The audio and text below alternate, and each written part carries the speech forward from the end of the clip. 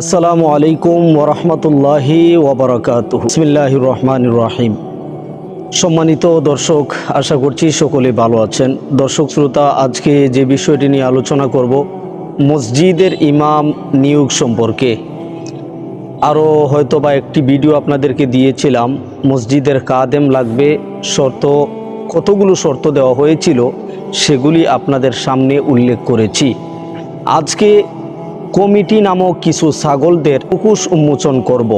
আগে শর্তগুলি আপনারা স্ক্রিনের দিকে লক্ষ্য করুন। তাদেরকে আমি এক একটা শর্ত পড়ে শোনাচ্ছি, হয়তো আপনারা দূর থেকে পড়তে পারবেন না ক্লিয়ার, তো আপনারা শর্তগুলি দেখে নিন কি কি লেখা আছে। 1 নাম্বার হইল তার নাম, 2 নাম্বার হইল পিতার নাম, 3 নাম্বার হইল বয়স 25 থেকে 45 হতে হবে, 4 নাম্বার হইল প্রমাণপত্র ও শিক্ষাগত যোগ্যতার জেরক্স কপি জমা দিতে হবে, 5 নাম্বার হইল যোগ্যতা সম্পন্ন হাফেজ ও মাওলানা হতে হবে, 6 নাম্বারটা নাই বললাম, আপনারা দেখে নিন।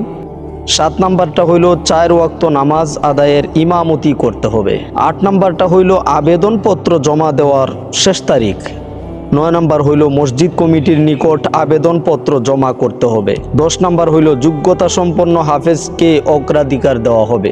11 নাম্বার হইল সর্বোপরি মসজিদ কমিটির পরামর্শ অনুযায়ী চলতে হবে। এই হলো মসজিদের ইমামতি। মাসিক সম্মানী কত? মাত্র 2000 টাকা। ইমামতি এই জিনিসটা বর্তমান যুগে যারা ইমামতিকেই পেশা মনে করছে, এরা আসলে 2 নাম্বার ছাগল। কর্ম হিসাবে বেছে নেওয়াটা মারাত্মক ভুল। আমার ইমাম ভাইদেরকে বলবো, আপনারা মনে কষ্ট নেবেন না। মসজিদ কমিটি বর্তমান 100-র মধ্যে আমি বলতেছি না যে 100টাই খারাপ, অধিকাংশ মসজিদ কমিটি মানুষের কাতারে পড়ে না। এই দুঃখ যদি বলতে যাই লম্বা ভিডিও হয়ে যাবে, সংক্ষেপে বলছি। ইমামতির 14 বছরের অভিজ্ঞতা থেকে বলছি, মসজিদ ইমামতি এটাকে কেউ পেশা হিসাবে নেবেন না। সকালে আছেন, বিকালবেলা যদি আপনার কোনো একটা মানুষের সাথে খারাপ ব্যবহার বা কোনো একটা কথা কাটাকাটি হয়ে যায়, বিকালবেলা আপনাকে ব্যাগ রেডি করে গুছিয়ে বাড়িতে চলে যেতে হবে। এটার নামই হলো ইমামতি। যখন আপনাকে রাখা হবে তখন পুরো মহল্লার মানুষ লাগবে, শুক্রবার লাগবে, জুমার নামাজ লাগবে, সবাই দেখবে আপনি ভালো, আপনার চেহারা কেমন, আপনি সাদা, আপনি কালো, আপনার কণ্ঠ কেমন, আপনার বাড়ি কোথায়, আপনার ঘর কোথায়, আপনার শিক্ষাগত যোগ্যতা কি, আপনি মাওলানা কেমন, আপনার চাল চলন কেমন, আপনার শরীরে কোনো রোগ আছে কিনা, আপনার বয়স কত, আপনার বিবি আছে কিনা, আপনার বাচ্চা কয়জন, মানে 50 থেকে 100টা শর্ত দিয়ে তারপরে আপনাকে ঢুকানো হবে। যখন বিদায় করা হবে তখন সকালে আছেন, বিকালবেলা হুজুর ব্যাগটা গুছিয়ে বাড়িতে চলে যান যদি ইজ্জত বাঁচাইতে চান। এই হলো মসজিদের ইমামতি।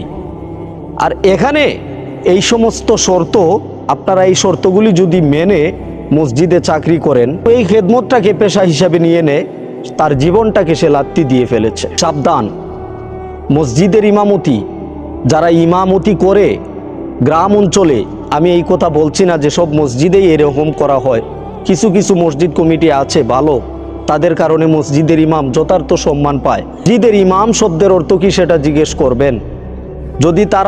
যদি মানুষের বাচ্চা হয়ে থাকে তাহলে তারা বলবে যে ইমাম কাকে বলা হয়।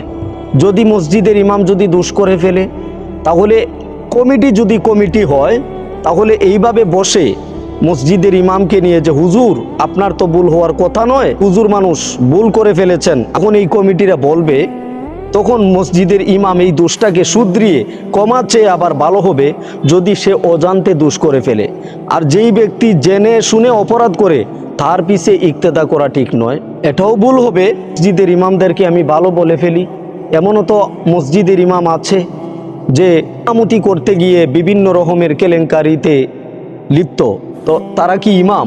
আর যারা ইমাম তারা যদি পর্যাপ্ত সম্মান না পায় তাহলে এই মসজিদ কমিটির দোষ। এখানে যে এই শর্তগুলি দেওয়া হয়েছে, এতগুলো শর্ত দেওয়ার পরে হাদিয়া সম্মানী মাত্র 2000 টাকা। এই যে 2000 টাকা দিয়ে যেই ব্যক্তিটা লিখলো, তার কি একটু কি হাতে কাঁপলো না যে এই হাদিয়াটা কিভাবে লিখি? আজকালকে মানুষ 2000 টাকা দিয়ে কি করে? 2000 টাকা দিয়ে কি হয় বলেন? কোর্সও চলে 2000 টাকা দিয়ে? সেই 2000 টাকা সে 1 মাস খেদমত করার পরে পাবে। এটা কি মানুষের কথা না অমানুষের কথা? মসজিদের ইমামতি করতে আসে, তারা আসলে ইমাম নয়, তারা ইমাম সেজেছে। কিন্তু কোনো ইমাম এইভাবে 2000 টাকার বিনিময়ে তার জীবনটাকে সে বিক্রি করে দিতে পারে না। ভালো থাকবেন, ভুল হইলে ক্ষমা করবেন। মসজিদের ইমাম সম্মানের পাত্র, সম্মান করবেন, যথার্থ সম্মান দিবেন। আবার ইমাম সেজে যারা ভুল করে তাদেরকে দেখবেন মসজিদের ইমাম সেজে মানুষের পাবলিকের প্লেসে এসেছিল, সামান্য একটু পড়াশোনা করছে, সূরা কেরাত ভালো পারে, তারা আর কি করবে? এখন একটা মসজিদে খেদমত নিয়ে নিছে। যোগ্যতা সম্পন্ন ইমাম রাখবেন, সার্টিফিকেট নিবেন, জীবন বৃত্তান্ত তার সব কিছু দিবে, আর এর বিনিময়ে সে 2000 টাকা পাবে। একটা মানুষ যদি সে সারাদিন লেবারই করে 8 থেকে 900 টাকা 1000 টাকা দিনে কামাই রোজগার করতে পারে, আর এইটা সারাটা মাসে আপনি 2000 টাকা দিবেন, এটা যে লিখছেন এটা তো মানুষের কাতারে পড়ে না। চিন্তা করে দেখেন, সারাটা মাস 30টা দিন পরে 2000 টাকা এটা লিখলো কিভাবে? ইমাম সাহেবদেরকে এতই সস্তা মনে করলেন।